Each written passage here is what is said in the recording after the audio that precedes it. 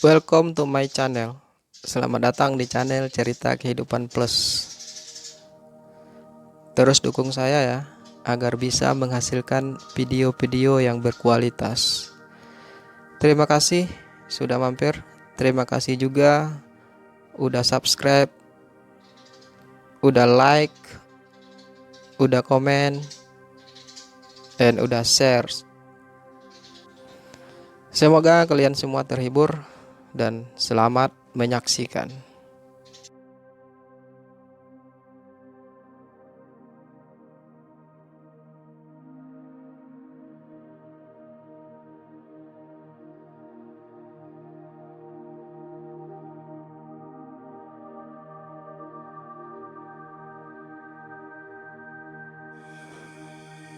Semenjak kejadian malam itu, tiba-tiba Herdi menghilang. Ia menghilang tanpa kabar. Aku tidak tahu mengapa Herdi tak pernah kembali lagi ke kos sejak ia berangkat kuliah pagi itu. Mungkin ia menyesal, malu, atau mungkin takut karena telah melakukan hal tersebut denganku malam itu. Pagi itu, Herdi memang terlihat diam tanpa suara. Ia berangkat kuliah sendirian, tak seperti biasa, selalu berbarengan denganku. Aku tak tahu kemana Herdi pergi. Ia tak berbicara sepatah kata pun padaku. Ia pergi tanpa membawa pakaiannya, kecuali yang ia pakai pagi itu. Sudah hampir seminggu Herdi pergi tanpa kabar. Aku mulai merasa khawatir. Biar bagaimanapun, Herdi adalah teman satu kosku, dan juga tentu saja cowok idamanku.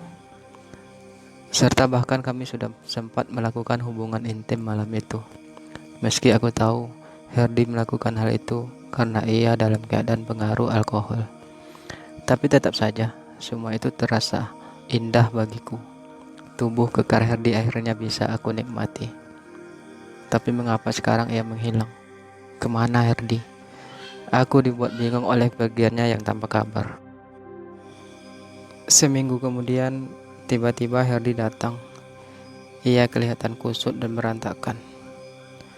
Separah itukah batinku? Apa yang menyebabkan Herdi menjadi si kusut itu? Namun aku hanya diam, tak berani bertanya padanya. Herdi masuk lalu kemudian merebahkan tubuh kekarnya ke ranjang. Aku memperhatikannya dari meja belajar yang berjarak hanya 1 meter dari ranjang. Aku merasa kasihan melihat Herdi, tapi ia tak pernah mau terbuka padaku. Aku tidak tahu apa yang harus aku lakukan. Kamu marah padaku. Tiba-tiba Herdi mengeluarkan suara yang terdengar serak di telingaku. Keningku berkerut. Aku tak mengerti maksud dari pertanyaan Herdi barusan. Maksud kamu? Aku bertanya juga akhirnya. Kamu marah karena aku pergi tanpa kabar? Kamu marah karena kejadian malam itu? Kamu marah karena aku memaksamu malam itu? Kali ini Herdi berujar sambil menatapku tajam. Dalam kebingunganku, aku menggeleng beberapa kali. Enggak, aku enggak marah. Justru aku menginginkannya, jawabku. Mungkin yang membuatku marah hanyalah kepergianmu yang tanpa kabar. Aku melanjutkan dengan hati-hati. Aku takut Herdi tersinggung. Herdi bangkit dari rebahannya tanpa melepaskan tatapannya. Maafkan aku ya Don, ucapnya dengan pelan, masih dengan suaranya yang terdengar parau. Tak seharusnya aku pergi menghilang begitu saja. Tapi aku pergi hanya untuk mencoba menenangkan hatiku. Aku pergi hanya untuk meyakinkan hatiku. Aku tidak tahu apa yang aku rasakan saat ini. Sejak mengenal kamu, semuanya terasa berbeda. Herdi terus berbicara sambil terus menatapku. Aku merasa sedikit gelisah. Tubuhku terasa dingin. Malam itu, seperti biasa, aku hanya memakai celana pendek tanpa baju. Herdi mengusap wajahnya beberapa kali. Kulihat ia menarik napas panjang. Kamu sangat baik padaku, Don. Kamu selalu perhatian padaku. kamu selalu berusaha untuk mengikuti kemauanku. Kamu tidak pernah protes meski aku sering melakukan kesalahan. Kamar ini sering berantakan karenaku, tapi kamu dengan sabar merapikannya kembali. Herdi menarik napas sejenak, kemudian melanjutkan. Awalnya aku pikir semuanya biasa saja, tapi lama-kelamaan aku mulai merasa kalau aku menyukai kamu. Aku merasa sangat membutuhkan kamu. Aku masih terdiam mendengarkan Herdi. Aku tidak tahu harus berucap apa. Seperti biasa, aku memang selalu menjadi pendengar buat Herdi. Satu hal yang belum aku ceritakan sama kamu, Don. Dan sebenarnya aku enggan menceritakan semua itu. Tapi aku ingin kamu tahu bahwa aku pindah ke kota ini adalah karena aku sedang patah hati. Herdi memejamkan mata sambil menarik napas lagi. Kali ini lebih panjang. Aku melihat mata Herdi mulai berkaca. Sontak rasa iba semakin menggeluti hatiku. Ya, aku patah hati karena ditinggal nikah oleh pacarku. Aku dan pacarku sudah pacaran lebih dari 5 tahun. Kami pacaran sejak SMA. Tapi tanpa alasan yang jelas, tiba-tiba ia minta putus. Dan beberapa minggu kemudian, aku pun mendapat sebuah surat undangan darinya. Aku kecewa dan merasa dikhianati.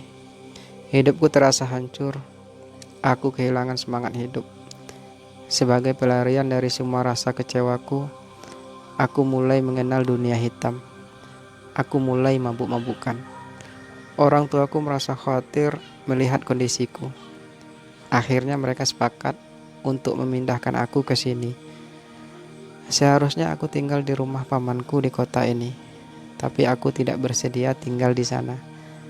Aku masih menginginkan kebebasan, dan tinggal bersama pamanku jelas akan membuatku tidak bebas. Untuk itu aku mengambil kos di sini.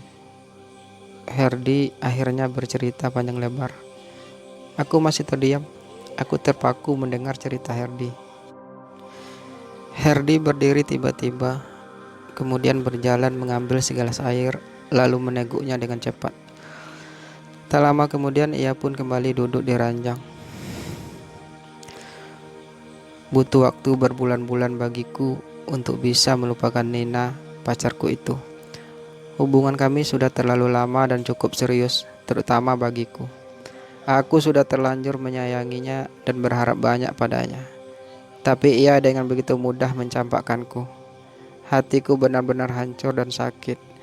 Kepercayaanku memudar, dan mabuk adalah caraku bisa melupakannya. Herdi kembali melanjutkan ceritanya. Aku berdiri dan melangkah menuju ranjang, duduk tak jauh dari Herdi. 2 tahun aku tinggal di sini bersama kamu, Don. Perlahan aku mulai bisa melupakan Nina. Namun dalam kekosongan hatiku itu, kamu seolah-olah hadir untuk mengisinya. Tak tahu mengapa, semua sikap baikmu padaku selama ini membuatku justru semakin menyukaimu. Dan tanpa aku sadari, aku mulai menyayangimu. Mulai merasa kehilangan saat kamu tak ada di sini bersamaku. Kali ini Herdi berbicara sambil menyentuh tanganku. Aku membiarkannya. Aku bahkan menginginkannya. Mata Herdi semakin berkaca, tapi ia terus berujar. Awalnya aku pikir hanya aku yang merasakan hal itu. Namun dari sikapmu aku tahu jika kamu juga merasakan hal yang sama. Tapi aku tidak punya keberanian untuk mengungkapkannya hingga kejadian malam itu terjadi. Terus terang aku merasa bersalah, walau aku sebenarnya tahu kamu juga menginginkan hal itu. Herdi menghela napas mengakhiri kalimatnya. Lalu mengapa kamu pergi? Tanyaku penasaran sambil mencoba membalas genggaman tangan Herdi pada jemariku. Jari jemari kami saling berkaitan. Aku merasa hangat dan nyaman. Aku malu, Don. Aku malu mengakui ini. Aku malu mengakui kalau sebenarnya aku telah jatuh cinta padamu. Ketulusan yang telah kamu persembahkan untukku selama ini telah mampu membasuh luka di hatiku. Kamu benar-benar membuat aku tak bisa melupakanmu. Seminggu ini aku coba sengaja menghindar darimu, tapi aku merasa hidupku semakin hancur. Hidupku berantakan tanpa kamu dan aku sangat membutuhkanmu. Aku ingin kita tetap bersama-sama selamanya. Kalimat Herdi barusan benar-benar membuatku merasa tersanjung. Hatiku yang memang telah jatuh cinta kepada Herdi semakin berbunga.